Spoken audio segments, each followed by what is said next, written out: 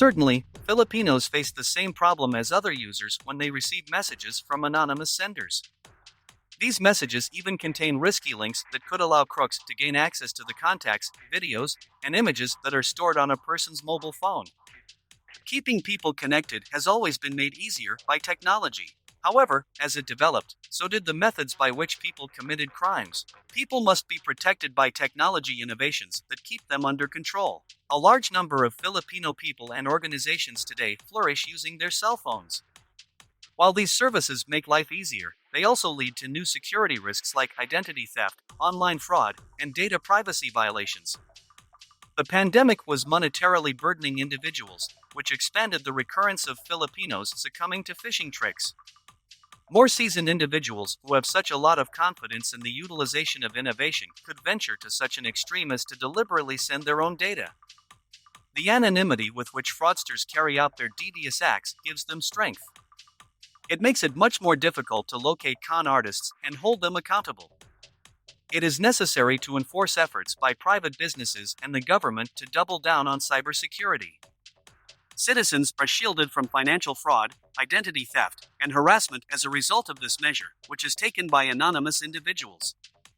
The report by World Bank in 2011 referred to that 96% of the Philippines' complete portable cell memberships were paid ahead of time, while postpaid cell phone clients should submit ID records before an agreement marking.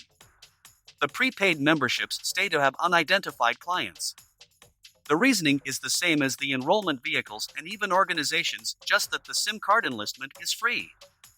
Republic Act No. 11934, or the SIM Card Enlistment Act, was endorsed into regulation by President Ferdinand R. Marcos Jr. on October 10, 2022, helping the public authority drives to hold fraudsters back from proceeding to give burdens to Filipino residents.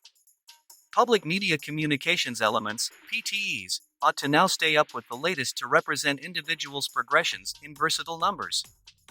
This regulation reminds residents to keep limitations on offering data to whoever they communicate with on the web. This law is critical to combat the rising number of online criminal activities. It is to be noted that this only partially eliminates scams. The database will need to be protected by the best cybersecurity professionals in the country.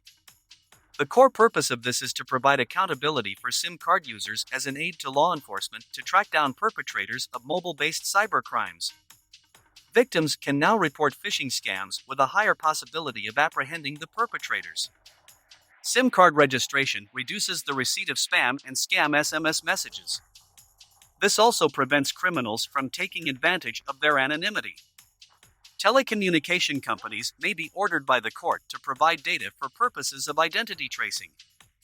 The Public Protection Commission, NPC, guaranteed that PTEs are simply permitted to involve the dataset in handling, enacting, or deactivating a SIM or membership. This is to forestall the utilization of a concentrated server or information base that improves the probability of safety breaks. The public authorities' drive to ensure the execution is optimized should in any case be finished with alert, as it would be a cross-country enlistment of biometric information from roughly 150 million clients and supporters. Information breaks should be safeguarded by a super-protected data framework. How to register your SIM. To prevent people from flocking and getting stuck in long queues, SIM cards can be registered online. Government agencies and PTEs will set up registration facilities in areas with limited internet connectivity and telecommunications. Upon registration, the following information is required: full name, date of birth, complete address, sex, cell phone number, and SIM serial number. Any of the following government-issued IDs or documents with a photo can be presented. New SIM cards should be enlisted with the pertinent PTE to initiate them. Existing SIM endorsers are commanded to enroll with PTEs in somewhere around 180 days of the law's execution. Inability to do so will bring about programmed deactivation, and it must be reactivated by the fitting specialist organization. Clients should introduce legitimate government-provided IDs or comparative reports with a photo to confirm their personality. Minors are likewise qualified to enlist, however, just for the sake of a parent or watchman consenting to the enrollment. Upon a client's demise, a close relative should illuminate the PTE.